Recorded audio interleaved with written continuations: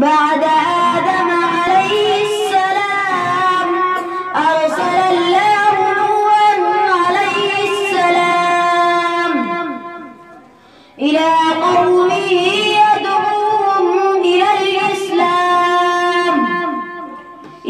قومه يدعوهم إلى الإسلام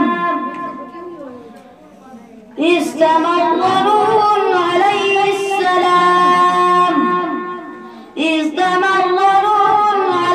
السلام إلى قومه يدعوهم إلى الإسلام 1000 سنة إلا 50 عاما ما آمن معه إلا قليل.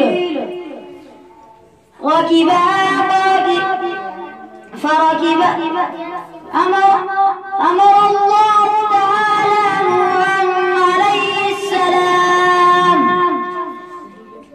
أرسل الله نوحا عليه السلام أن يصنعوا سفينة ركبها إلا امرأته وابنه العاصي